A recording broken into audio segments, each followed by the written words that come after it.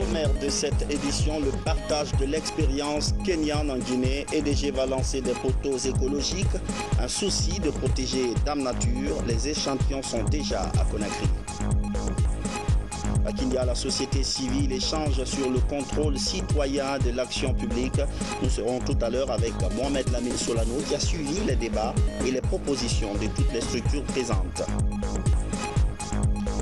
Le rendez-vous de la mare de Nora Soba, une grande affluence comme d'habitude, mais un petit bémol cette année, la pêche est moins bonne. On va s'intéresser aux différentes causes de ce phénomène. Voilà pour les titres. Mais tout d'abord, le sommet des chefs d'État du continent autour du bassin du Congo, une rencontre pour prendre de grandes décisions dans le cadre de la sauvegarde de ce bassin qui constitue le deuxième poumon vert du continent. Le président Alpha Condé prend part à ce sommet qui aborde dans ses travaux la question du fonds bleu. Mais avant de se rendre à ce sommet, le président a reçu en audience ici à Conakry des représentants de la société de reboisement des 60 000 hectares. Le point avec Mohamed Lamine Souma. La Guinée va innover en matière de lutte contre le réchauffement climatique. Le président Alpha Condé, qui conduit le grand projet de promotion des énergies renouvelables en Afrique, veut donner le bon exemple en matière de lutte contre le réchauffement climatique. Une compagnie écologique de droit guinéen vient en effet d'être créée. Sa vocation, développer un projet écologique de 60 000 hectares de forêt destiné à promouvoir la bioénergie. Cette fois-ci, ils sont revenus en Guinée pour remercier personnellement le chef d'État, son excellent professeur Alpha Condé, pour tout le soutien qu'il a toujours porté à ces projets, et également ouvrir la compagnie sur le régime du droit guinéen. Le mois prochain, ils reviendront avec l'équipe technique pour faire les prélèvements et les études techniques, et ils pensent que le projet doit commencer normalement au mois de septembre. Selon la ministre en charge de l'environnement, le gouvernement met tout en œuvre pour la bonne réussite de ce projet innovant. Il s'agit d'une convention que l'État a signée entre la société Big Green et lui dans le cadre de la lutte contre le changement climatique.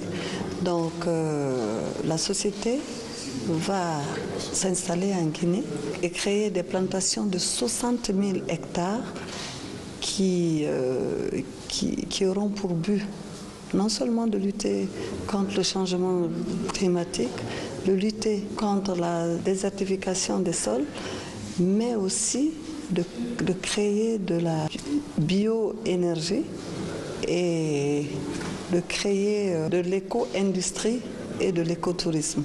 Donc vous voyez que c'est un grand projet écologique, mais pourvoyeur d'emploi. 60 000 hectares de poumons écologiques dont le site d'implantation a été identifié dans le village Larata, situé dans la préfecture de Bofa. Je vous annonçais dans les titres ce partage d'expérience du modèle kényan dans le domaine de l'électrification. Il s'agit de l'utilisation de poteaux écologiques. C'est du moins ce que Électricité de Guinée s'apprête à expérimenter. Des échantillons sont déjà à Conakry. Nabi Kamara. Facile à manipuler et à déplacer, les poteaux écologiques sont fabriqués au Kenya à partir des bambous.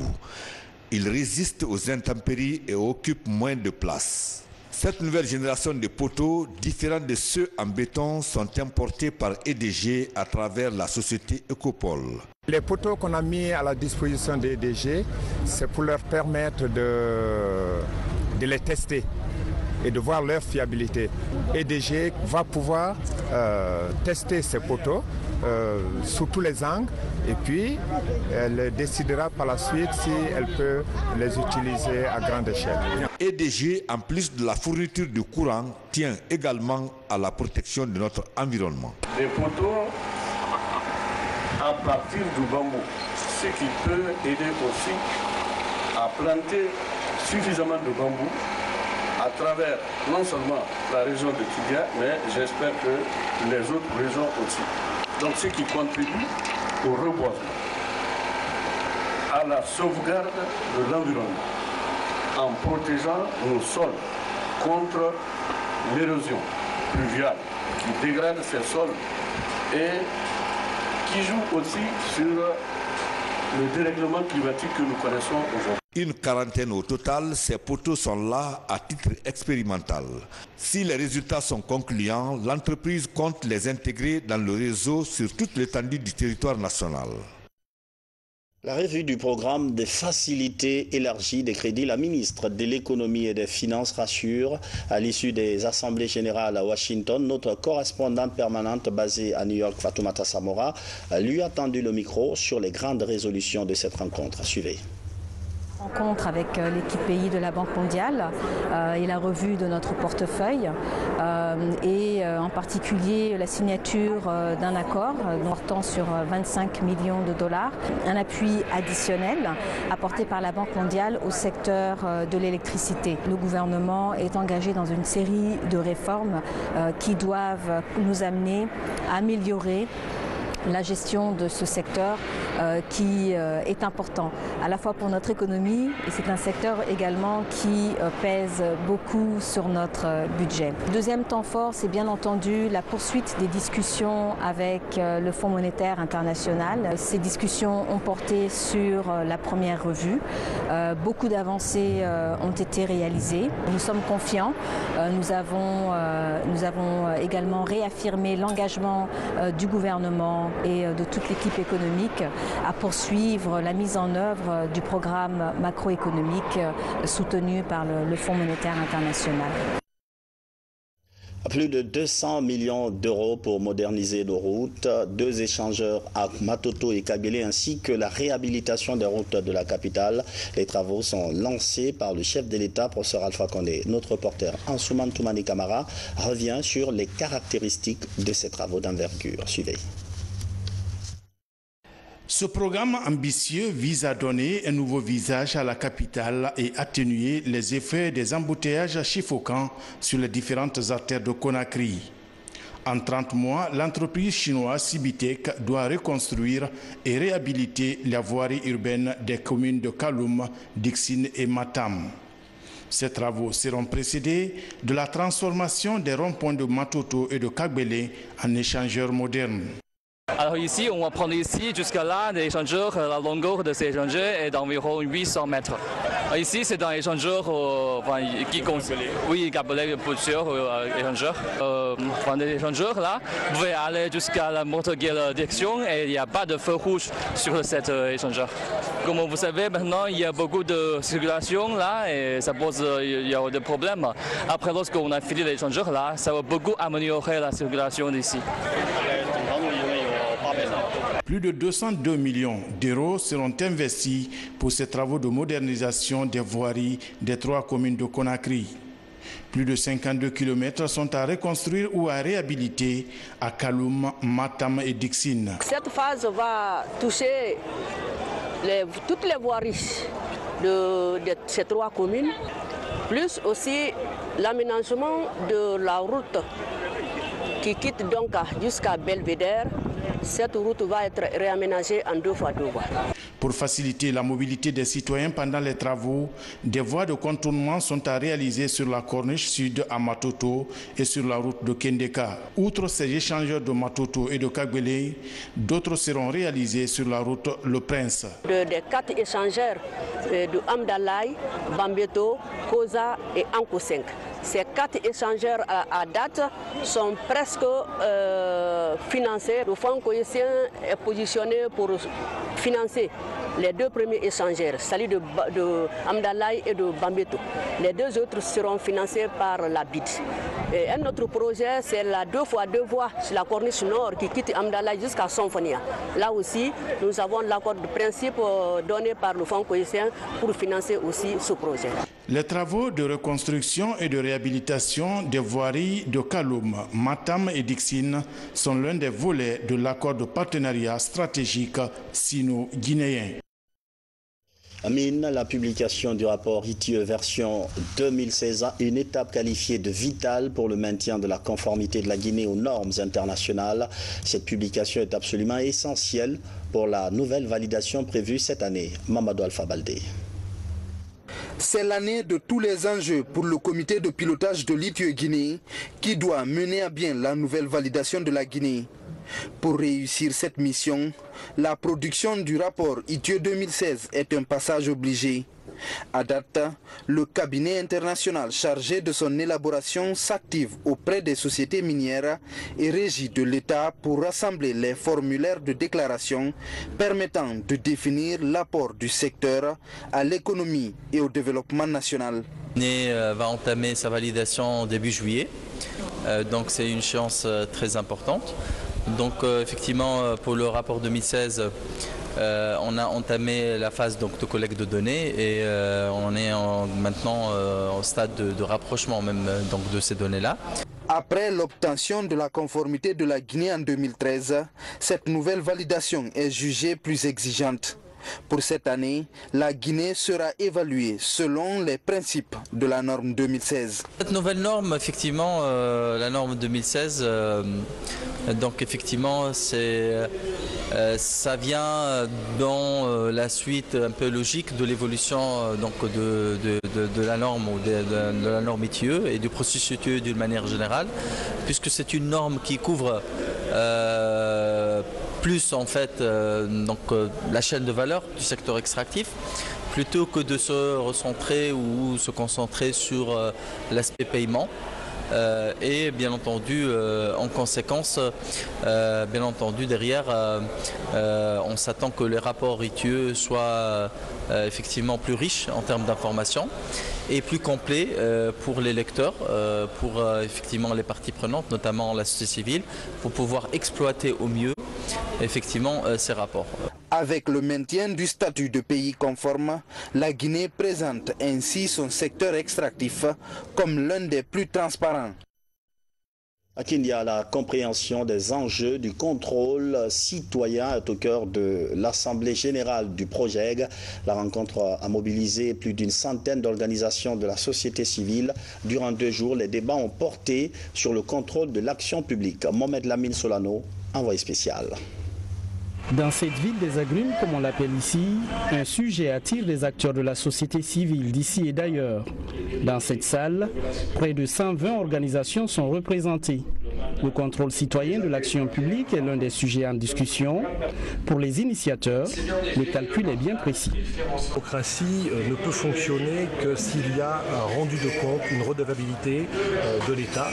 Et l'État a besoin d'interpellation de la société civile parce que naturellement, il ne va pas toujours rendre compte de son action, où il peut être tenté de donner des comptes très rapidement et ne pas aller dans la profondeur des choses. En Guinée, des centaines d'organisations de la société civile sont formées sur les mécanismes de contrôle citoyen de l'action publique appliqués à la gouvernance. Dans le secteur minier par exemple, la transparence s'impose progressivement. À l'origine de ce succès, un partage de rôle entre citoyens et pouvoir. Le programme est expérimenté dans plusieurs secteurs. Vous prenez du côté des budgets. Vous regardez quelles sont les allocations budgétaires qui sont faites, soit au niveau des préfectures, au niveau des communes locales. Des acteurs de la société civile aussi peuvent regarder est-ce que ces budgets ont été alloués, est-ce qu'ils ont été utilisés de façon judicieuse et efficace. Ici, l'expérience guinéenne est partagée avec des organisations de la société civile du monde. Durant 2 jours, plusieurs communications seront faites sur le rôle de la société civile dans le contrôle de l'action publique. L'idée du forum est de favoriser un partage de connaissances sur ce sujet d'intérêt public lors de cette 10e et dernière Assemblée générale du PROJEG.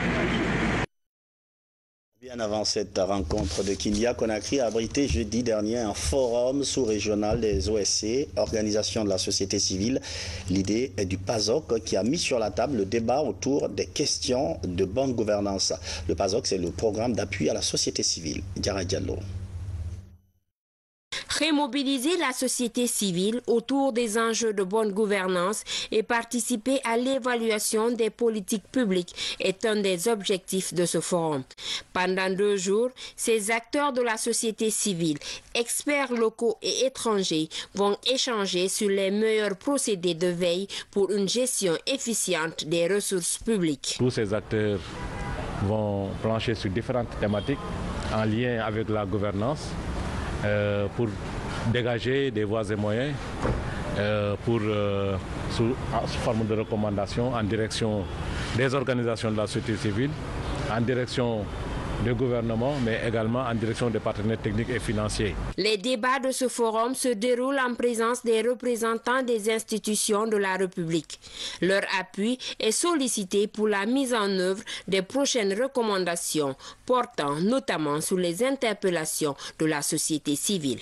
La société civile doit pouvoir jouer son rôle auprès de l'État. Donc je pense que cette rencontre est la bienvenue pour tout un chacun, où on va prendre des bonnes décisions et renforcer la capacité de la société civile. Il faudrait que tout le monde s'implique à renforcer cette société, que les jeunes soient impliqués, que les institutions républicaines soient impliquées, que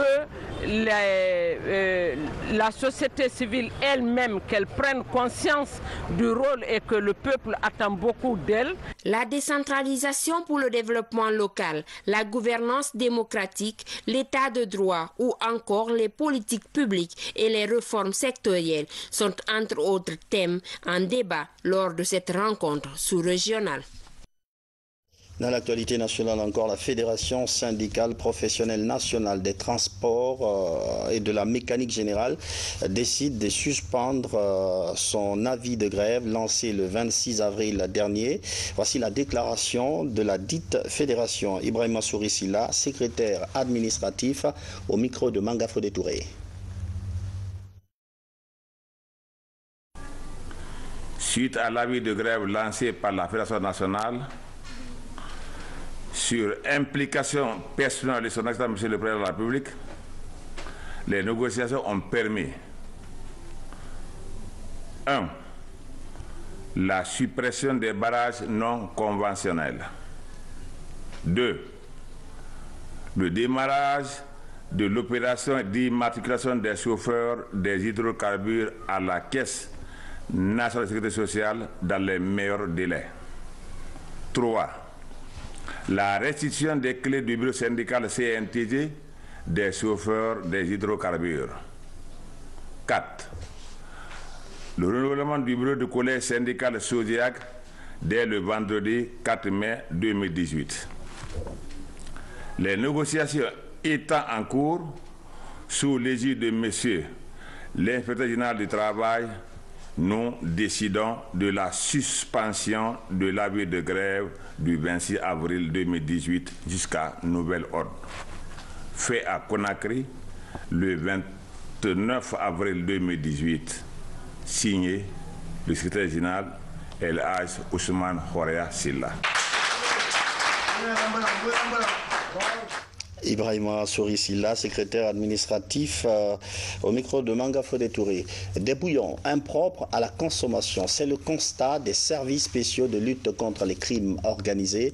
Ils viennent d'identifier sur le marché guinéen plus de 100 marques, dont seulement 9 sont consommables. Un nouveau front est ouvert. Alpha Isiagaba, Nabi Kamara.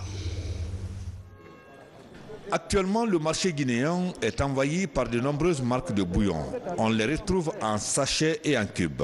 Certaines marques sont soupçonnées être impropres à la consommation. L'analyse des 108 types de bouillon d'assaisonnement demandés par les services spéciaux contre les crimes organisés révèle que seules 9 marques sont propres à la consommation. Je vous dis et je vous promets que c'est une guerre qui a commencé. La guerre a commencé veut dire qu'on ne va plus le laisser faire. On va évoluer dans l'esprit du changement, dans l'esprit de la volonté politique du président de la République en la matière. Ce qui veut dire que c'est un nettoyage qu'on va faire. On va sortir. Si on trouve de n'importe quoi au marché, l'intéressé sera interpellé conformément à la loi et sera travaillé devant les tribunaux. Les importateurs de certaines marques à qualité douteuse sont mis aux arrêts. La société civile soutient la démarche. Nous félicitons cela. Pourquoi nous le félicitons? Le ministère du Commerce est le premier qui se trouve être intéressé, qui a aujourd'hui l'Office national de contrôle de qualité à sa disposition. Le peuple de Guinée est aujourd'hui en danger par rapport à la consommation. Les services spéciaux de lutte contre les crimes organisés entendent renforcer des mesures afin d'identifier toutes les marques de bouillon non réglementées sur le marché. L'enjeu est de stopper la vente des produits nuisibles à la santé. L'Arabie Saoudite veut renforcer son système de lutte antiterroriste. Plusieurs pays amis prennent part à cette coalition islamique des pays dont la Guinée qui prépare un détachement de 76 militaires. Sergent-chef Lamine Sana Camara de la presse militaire.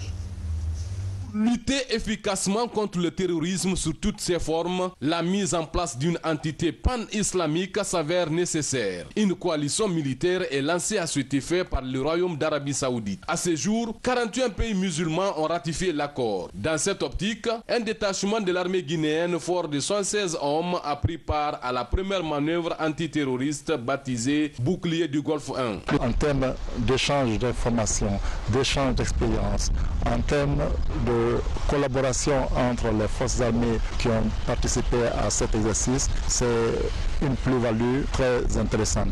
À travers une série de conférences et de formations, il a été expliqué aux délégués des différents pays membres de la coalition les objectifs stratégiques de l'organisation, sa vision et la mise en œuvre du plan opérationnel de la manœuvre. C'est un sentiment de fierté et de satisfaction parce que je viens ici non seulement en tant que ministre de la Défense nationale, mais je viens représenter son Excellence Monsieur le Président de la République pour assister à cette manœuvre qui est une action très salutaire pour tous les États de la coalition islamique. Il est important qu'il y ait une mutualisation entre tous ces États pour lutter efficacement contre le terrorisme.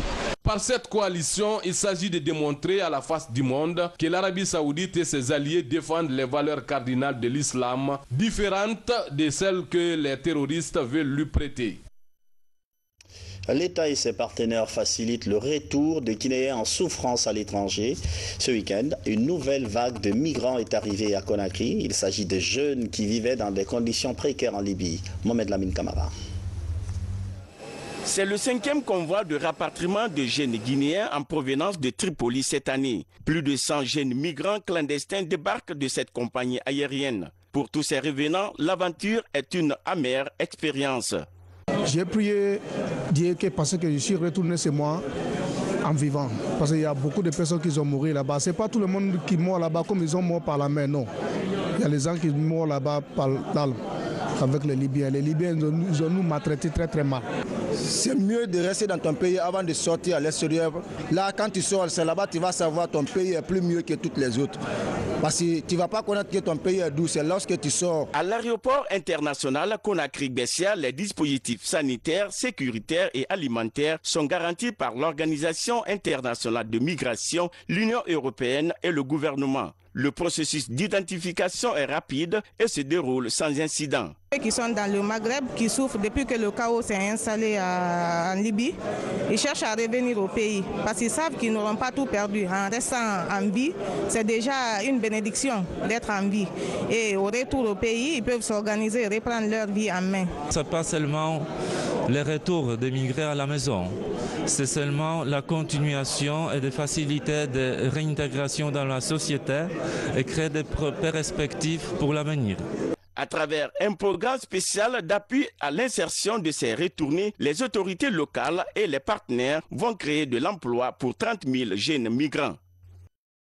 Le village Tenkiso dans Dinguiraï tente de se relever après l'incendie qui a emporté plus de 250 cases.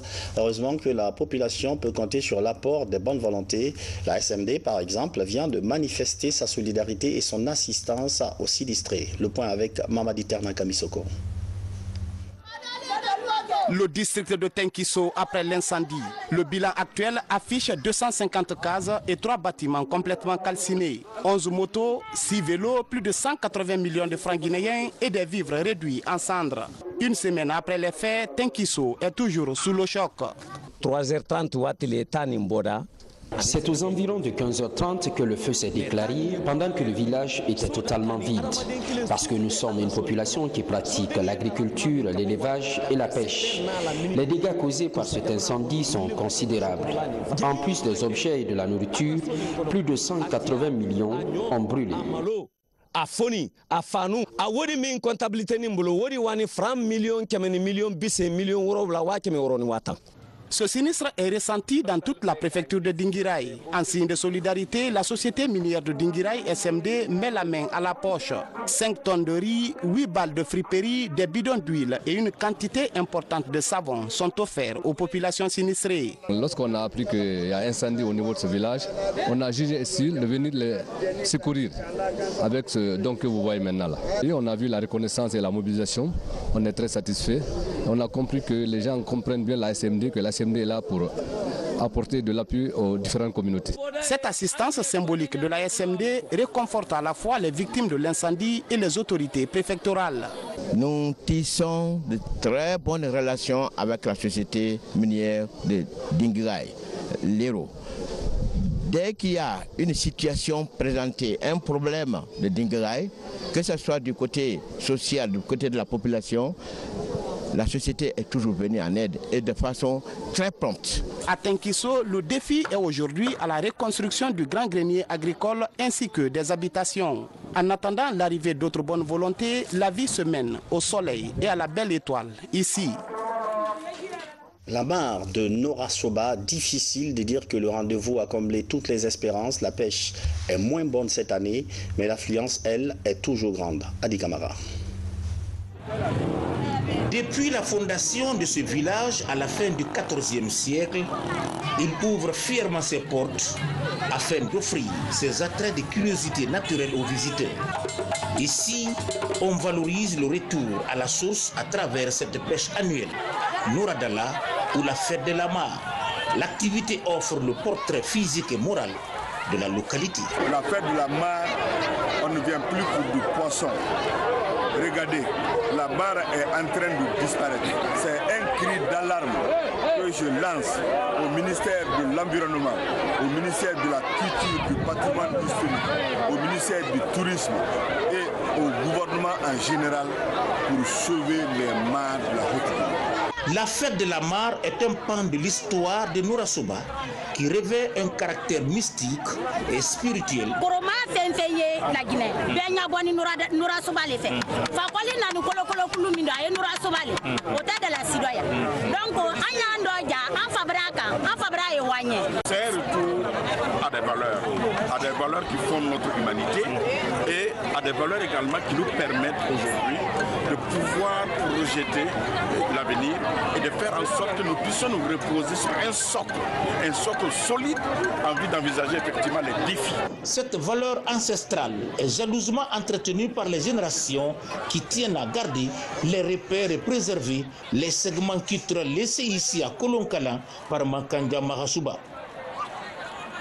En plus bref, plus de 6000 marcheurs ont pris le départ ce dimanche à Kabylie pour le rendez-vous traditionnel de Bofa. Vous voyez les images à l'instant. C'est un événement qui vient en prélude au pèlerinage. Pour cette année, le thème retenu est « Jeunes chrétiens, être témoins du Christ en acte et en vérité ». Pour ces fidèles, cet exercice de foi est l'occasion de fraterniser, mais aussi de lutter contre les divisions qui affligent l'Église. Rappelez que cet exercice de foi connaîtra 4 jours de marche avant que les pèlerins ne regagnent le lieu saint de prière. C'est la fin de cette édition d'information. Merci de votre fidélité à la télévision nationale. Bonsoir.